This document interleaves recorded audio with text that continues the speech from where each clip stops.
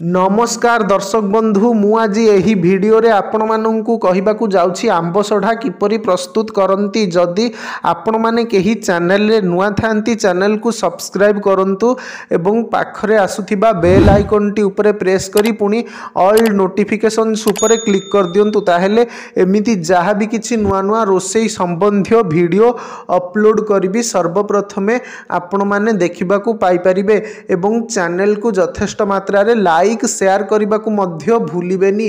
ताहेले चलंतु देखिनबा आंब सढ़ा किपरि प्रस्तुत करंती।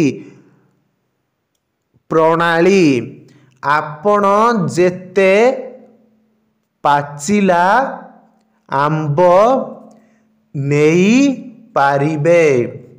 आंब जदि मीठा न हुए तेबे सेही रसरे चीनी देई मिठा करिबाकू हेबो।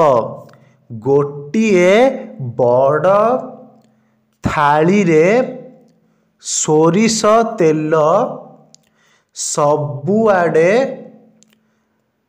लगाई दियंतु।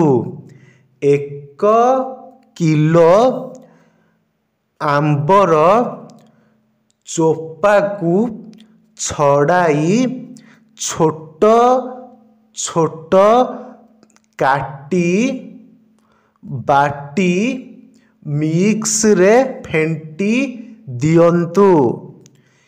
एहाकू चालुनी रे छाणी नियंतु।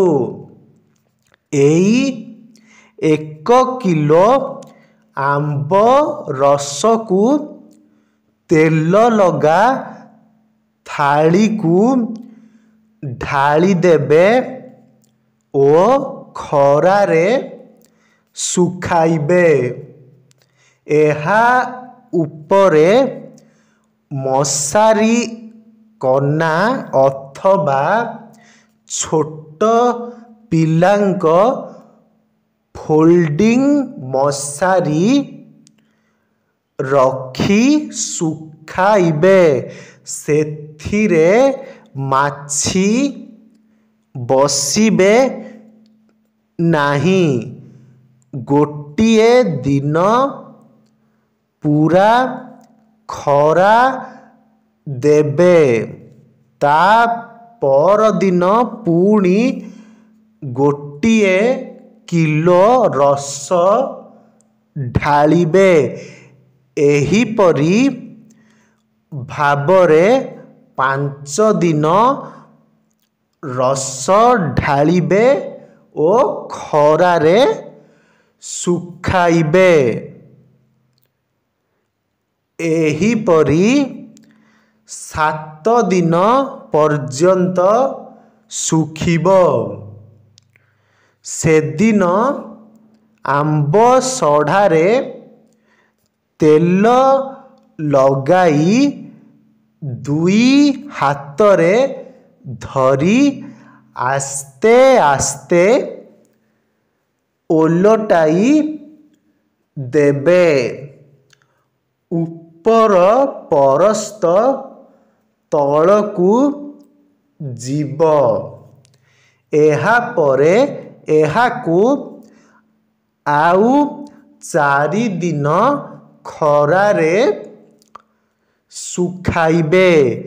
भल खरा थिले आंब सढ़ा 12 दिन रे प्रस्तुत होइजिबो। आंब सढ़ा जेउ थालीर रखिबे ताहार फंद जेपरी उच्चा होई थाए। एहा वर्ष सारा रहिबो।